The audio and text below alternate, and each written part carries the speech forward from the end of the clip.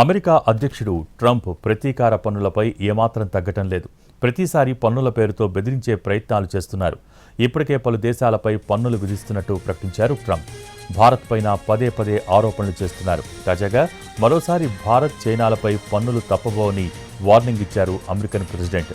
తమ ఉత్పత్తులపై భారత్, చైనాలు ఎంత పన్నులు విధిస్తే తాము అదే విధంగా ట్యాక్స్ వేస్తామని మరోసారి స్పష్టం చేశారు ట్రంప్. ఇప్పటి వరకు ఈ విధానాన్ని అమలు చేయలేదని, త్వరలోనే దాన్ని అమలు చేయనున్నట్టు ప్రకటించారు ట్రంప్.